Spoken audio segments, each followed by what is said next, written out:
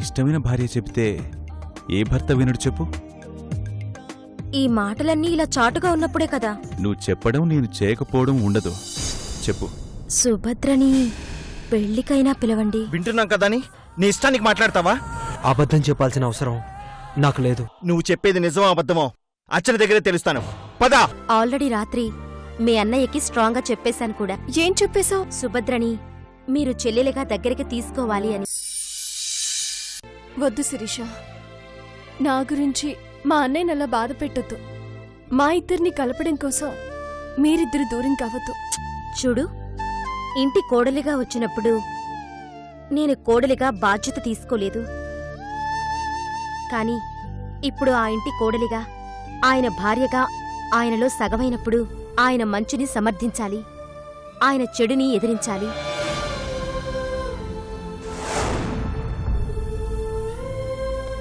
ఈ ఇంటి కోడలిగా, మీ అన్నయ్య భార్యగా ఆయన్ని, ఆయన కుటుంబాన్ని, ఆయన చెల్లెళ్లని, బంధువుల్ని అందర్నీ సంతోషంగా ఉంచాల్సిన బాధ్యత నాది.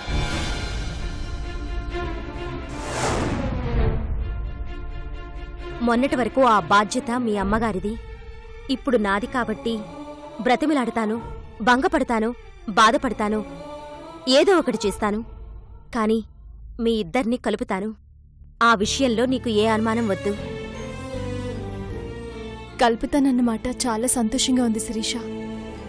కానీ మమ్మల్ని కలపడం కోసం అన్నయ్య దగ్గర నువ్వెక్కడ చెడైపోతావోనని నాకు భయంగా ఉంది. భయపడుతూ పోతూ ఉంటే భయంగానే ఉంటుంది. భయాన్ని వదిలేస్తేనే అన్నీ సాధించగలుగుతాం.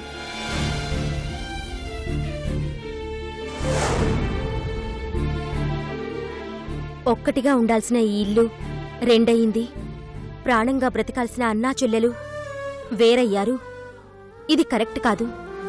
ఆయన భార్యగానే కాదు, బయటి మనిషిగా అయినా సరే దీనికి నేను ఒప్పుకోను. మీ ఇద్దర్నీ కలిపే వరకు నేను నిద్రపోను.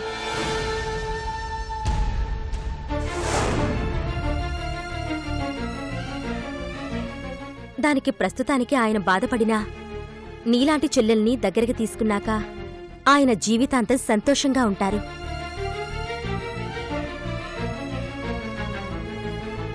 మీ ఇద్దరు సంతోషంగా ఉంటే అత్తయ్య సంతోషంగా ఉంటారు, నేను సంతోషంగా ఉంటాను. ఇంతమంది సంతోషం మీ ఇద్దర్నీ ఒక్కటి చేయడం వల్ల వచ్చినప్పుడు నేను దానికోసం ఎంతైనా కష్టపడతాను.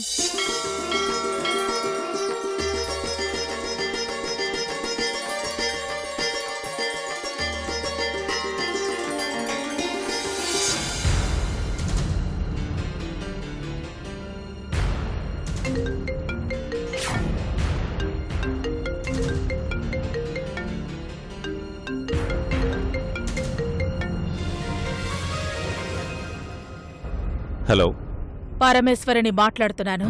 అత్తయ్య మీరా? చెప్పండి. ఈశ్వరా, చెప్పడానికి ఏమీ లేదు. ఇక మన మధ్య ఏ బంధుత్వము ఉండదు. అదేంటండి? అదంతే. పెళ్ళే లేనప్పుడు బంధుత్వాలు ఉండవు కదా. పెళ్ళే లేదా? ఏమైందండి? తెలీదా? లేక తెలియనట్లు నటిస్తున్నావా? అత్తయ్య గారు, ఏంటండి అలా మాట్లాడుతున్నారు?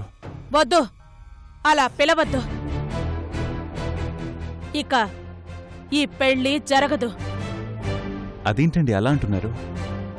పెళ్లికొక పక్క ఏర్పాట్లు జరుగుతూ ఉంటే ఇప్పుడు పెళ్లి జరగదు అంటున్నారేంటి? జరగదు. ఎలా జరుగుతుంది? ఆల్రెడీ పెళ్లి జరిగిన నీ చెల్లెల్ని నా కోడల్ని చెయ్యాలనుకుంటున్నావా?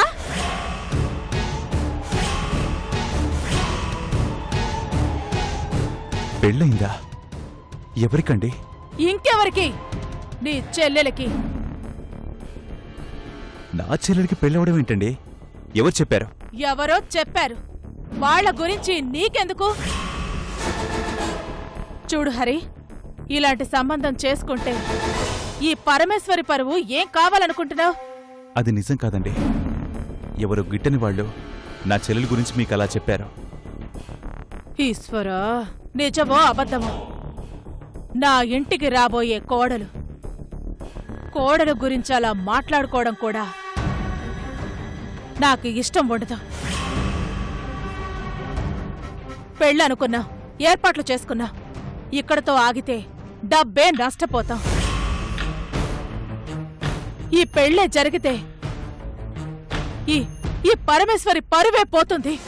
అది కాదండి. వద్దు, నాకేం చెప్పద్దు. ఈ పెళ్లి జరగదు, జరగదు అంతే. ఒంటి మీద మరక పడితేనే తట్టుకోలేం. అలాంటిది నా పరువు మీద మరక పడుతుంది అంటే ఎలా ఒప్పుకుంటాననుకున్నావు? మీరే తొందరపడకండి. నేను ఇప్పుడే బయలుదేరి వస్తున్నాను. నిజమేంటి అనేది నేరుగా కలిసి మాట్లాడుకుందాం.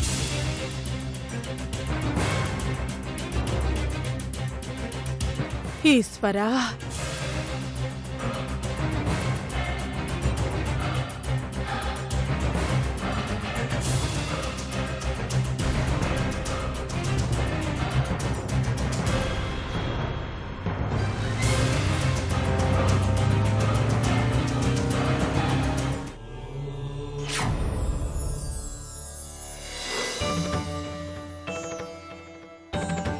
వదిన అమర్దళ్ళు ముగ్గురు కలిసి ఇలా గుడికి రావటం చూడ చక్కగా ఉందమ్మా.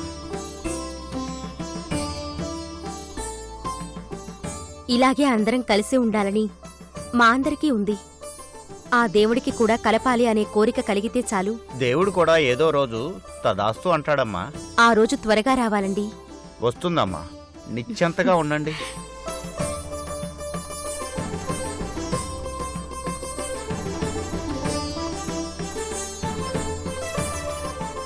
అర్చన, బొట్టు పెడతానుండు. పర్వాలేదు, నేను అక్కడ పెట్టుకుంటాను.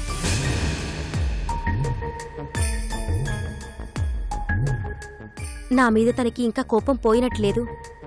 కోపం దేనికి? ఈ మధ్య దేంటో అదోలా ప్రవర్తిస్తుంది. రా, మన వల్ల వెళ్ళి కూర్చుందాం.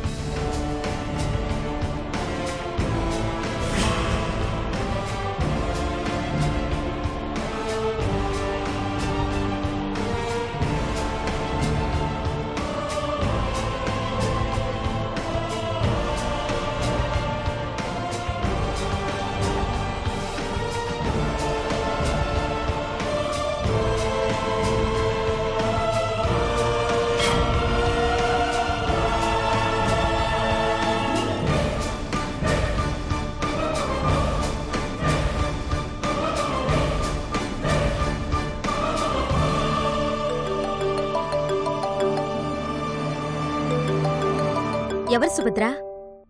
ఇంకెవరు? దాన్ని చేసుకుపోయే అబ్బాయి. అదేమో నా నంబర్ ఇచ్చింది, అతనేమో నాకు ఫోన్ చేస్తుంటాడు. సరే, ఏంటో మాట్లాడు. హలో. హలో, ఎక్కడున్నారు? గుళ్ళో ఉన్నాము. ఏ గుడి? మా ఊరి వెంకటేశ్వర స్వామి గుళ్ళో ఉన్నాము. ఓ ముఖ్యమైన విషయం మాట్లాడాలి, వస్తున్నాను. హలో, ఏంటా విషయం? ఫోన్లో కాదు, వచ్చి మాట్లాడతాను. హలో.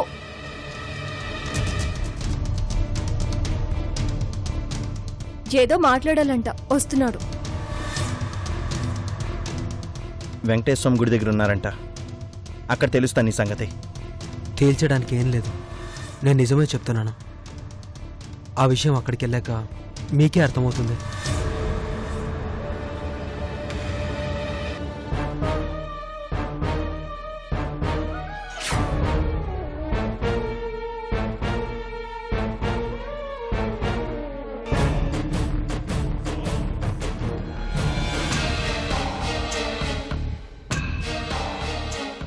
పార్థు వస్తున్నాడంట.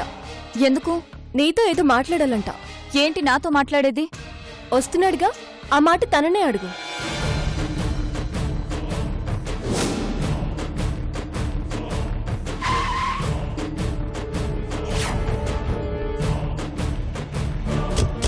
అదే గుడి. పద.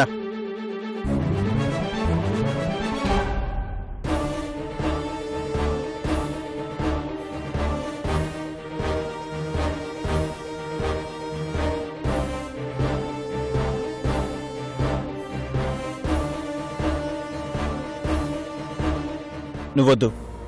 అదేంటి? ఇంతగా మా పెళ్లి ఆపాలని ట్రై చేస్తున్నావంటే ఖచ్చితంగా అర్చనని ప్రేమిస్తున్నానంటూ తన వెంటపడి తిరుగుంటావు. తను కాదనేసరికి ఇలా మా పెళ్లి చెడగొట్టాలని ప్రయత్నిస్తున్నావు. ఇప్పుడు నిన్ను తీసుకెళ్లి నీ ముందు తను అడిగాననుకో, అర్చన దృష్టిలో చీపైపోతాను. తనని అనుమానించి నీతో వచ్చానని నన్ను అపార్థం చేసుకుంటుంది. నేను వచ్చింది అర్చన ఏ తప్పు చేయలేదని మా అమ్మకు ఒక క్లారిటీ ఇవ్వడానికి. సో నేను వెళ్ళి మాట్లాడతాను, నువ్వెక్కడే ఉండు.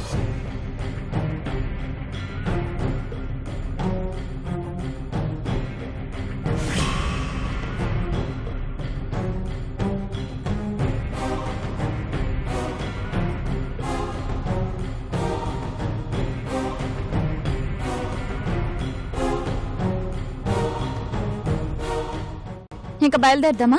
ఉండు, అతను వస్తున్నానని చెప్పాడు కదా.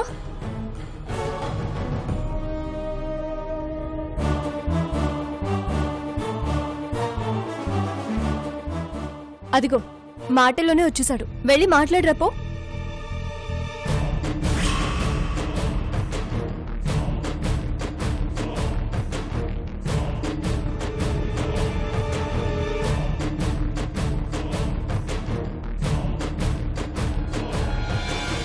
మా ముందు మాట్లాడడం ఎందుకని అక్కడే ఆగినట్లున్నాడు. వెళ్ళి మాట్లాడు.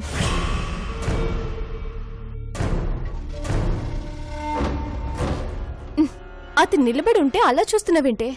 వెళ్ళి మాట్లాడు. వెళ్ళు, వెళ్ళవే.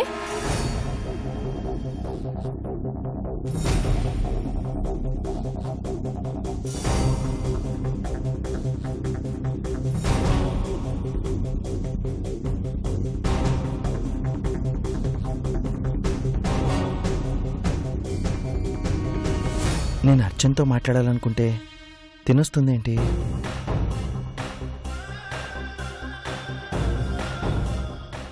ఏంటి? ఎన్నిసార్లు చెప్పాలి మీకు? మీరంటే నాకు ఇష్టం లేదు, మీతో మాట్లాడడం నాకు ఇష్టం లేదని చెప్పాను కదా. మీ ఇష్టంతో నాకు పని ఏంటండి? మరి నా కోసం ఎందుకు వచ్చారు? నేను మీకోసం వచ్చానని ఎవరు చెప్పారు? అంటే మీరు వచ్చింది నా కోసం కదా? కాదు కాదు, నేను తనతో మాట్లాడాలని వచ్చాను. తనతోనా? అవును, తనతోనే. పాపం మీరు అనవసరంగా ఆవేశపడ్డారు.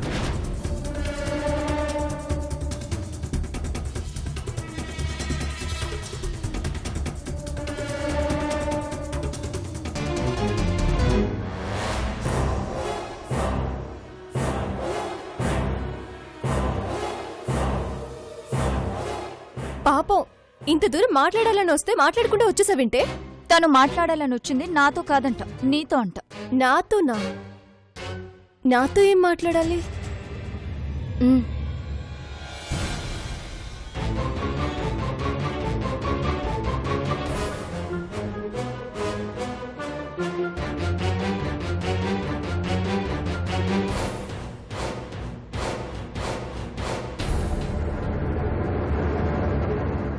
ఏంటండి, ఏదో మాట్లాడాలన్నారట? ఏం లేదండి, మిమ్మల్ని ఒక విషయం అడగాలని వచ్చాను. ఏంటది? ఒకరికి సమాధానం చెప్పడం కోసం అడుగుతున్నాను. మీరు తప్పుగా అర్థం చేసుకోవద్దు. అడగండి. మీ అన్నయ్య గారికి తెలియకుండా మీరు ఎవరినైనా పెళ్లి చేసుకున్నారా? ఎవరన్నారు? ఎవరో అన్నారు, మీరు చెప్పండి. మొట్టమొదటిసారి హరి అనేవాడు మంచివాడని 10 మంది అనే మాటను నమ్మి ముందు వెనక ఆలోచించకుండా నా కొడుక్కి ఈ సంబంధం ఖాయం చేసేశాను. ఈ సాకుతో మీ అమ్మగారు పెళ్ళాపాలని చూస్తున్నారా? చచా, అదేం లేదు. ముహూర్తాలు పెట్టుకుని పెళ్లి టైం దగ్గర పడ్డాక ఇవన్నీ ఏంటి? ఒకడు ఆ విధంగా మీ గురించి వాగాడు, అది అబద్ధమని నా నమ్మకం. మీరు అబద్ధమని చెప్తే నా నమ్మకమే గెలుస్తుంది. నేను మీకు ముందే చెప్పాను, నా పెళ్ళన్నది మా అన్నయ్య ఇష్ట ప్రకారమే జరుగుతుందని. అలాంటిది మా అన్నయ్యకి తెలియకుండా నా పెళ్లి జరిగిందంటే ఎలా నమ్ముతున్నారు? అంటే అది అబద్ధమే కదూ? నా కంఠంలో ప్రాణం ఉన్నంత వరకు మా అన్నయ్య మాటే నాకు వేదం. నా జీవితంలో ఏది జరిగినా మా అన్నయ్య ఇష్టంతోనే జరుగుతుంది. నా గురించి ఎవరో ఏదో చెప్పారని ఈ పెళ్లి నాపి మా అన్నయ్య పరువు తీయాలని చూడకండి. ముఖ్యంగా ఈ విషయం మీ అమ్మగారికి చెప్పండి. సారీ, తప్పుగా అర్థం చేసుకోవద్దు. ఒక ఈడియట్ మాటలు విని అది అబద్ధమని వాడికి బుద్ధి చెప్పడానికే నేను ఇంత దూరం వచ్చాను. ఈ విషయాన్ని మీరు మనసులో పెట్టుకోవద్దు. మిమ్మల్ని బాధ పెట్టిన వాడి సంగతి చెప్తాను. బాయ్.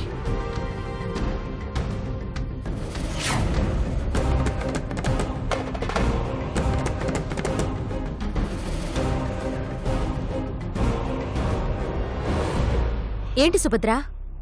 ఎవరో ఏదో వాగారంట, దాని గురించి క్లారిఫికేషన్ కోసం వచ్చాడు. క్లారిఫికేషన్ ఏంటి? అదంత పెద్ద ముఖ్యమైన విషయం కాదులే. ఈ గుడిలో ఆ చెత్త గురించి ఎందుకు? కాసేపు ప్రశాంతంగా కూర్చొని వెళదాం.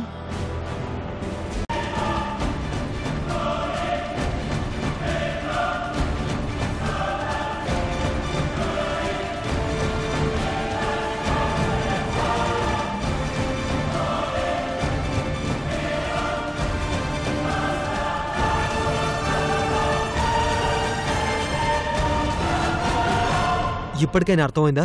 బాగా అర్థమైందిరా.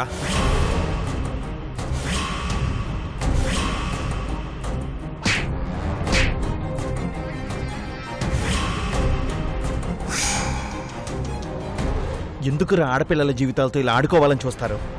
నేను ఇందాకే చెప్పాను, ప్రేమించానని వెంటపడి ఉంటావని. తను నిన్ను కాదని నన్ను పెళ్లి చేసుకుంటోంది.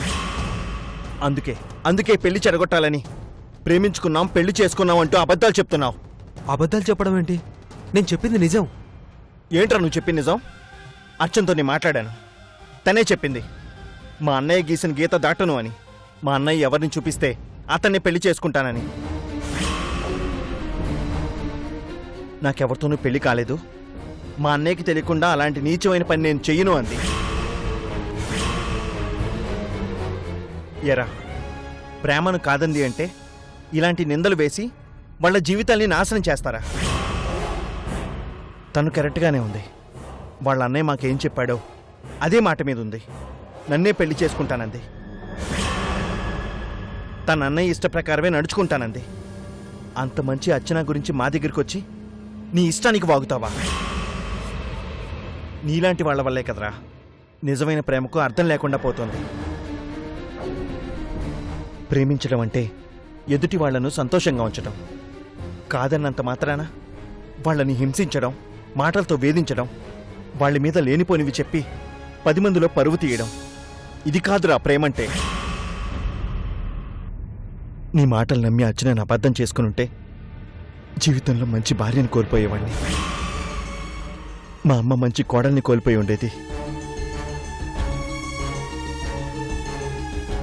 దేవుడి దయ వల్ల నీ మాటలు నమ్మకుండా ఇంత దూరం వచ్చాం కాబట్టి నా అర్చన వ్యక్తిగతంగా ఎంత ఉన్నతమైనదో నాకు అర్థమైంది.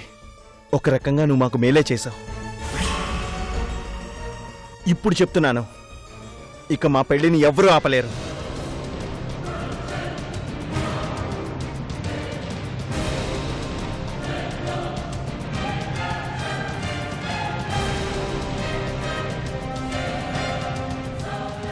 ఇంకొకసారి ఇలా ఇంటికొచ్చి మాకు పెళ్ళయింది, తాళి కట్టాను, అది ఇది అంటూ వాగావనుకో, ఈసారి మాట్లాడడం ఉండదు. అర్చన ఇదంతా చెప్పిందా? అర్చనే చెప్పింది.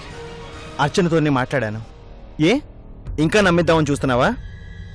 ఇంత దూరం వచ్చింది కూడా నీ మాటలు నమ్మి కాదు, నా నమ్మకం నిజమని నీకు తెలిసేలా చేయడానికి. మరోసారి అర్చన జీవితంతో ఆడుకోవాలని చూసినా, అర్చన గురించి మాకు చెడ్డగా చెప్పాలని చూసినా ప్రాణాలతో వదిలిపెట్టను.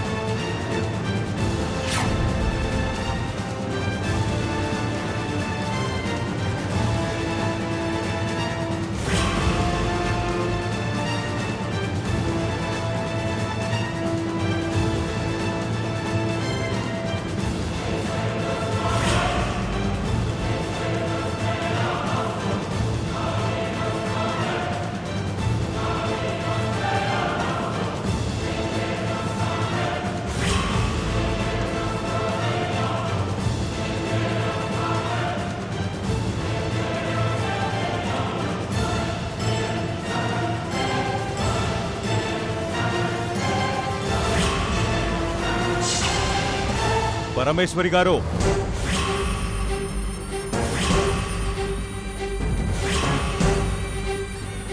మీరు మాట్లాడుతుంది ఎవరి గురించో తెలుసా? ఈ పర్వతనేని హరిచెల్లెల గురించే.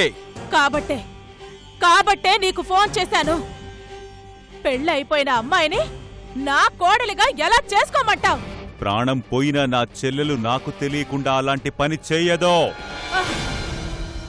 చేసిందని తెలిసాక నీకు నేను ఫోన్ చేశాను. నిజం తెలిసాక నా కోడలుగా ఎలా చేసుకోమంటావు? ఈశ్వరా, అవసరం లేదో.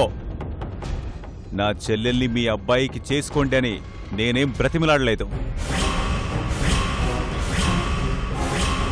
మీ అబ్బాయి నా చెల్లెలు తప్పు చేసిందా లేదా అని తెలుసుకోవడానికి వెళ్ళాడా? అభిమానించాల్సిన మనుషులు అనుమానించాక ఇంకా ఎందుకండి ఈ సంబంధం? మీకంత అనుమానంగా ఉన్నప్పుడు అవసరం లేదు. ఈ పెళ్లి క్యాన్సిల్ చేద్దాం.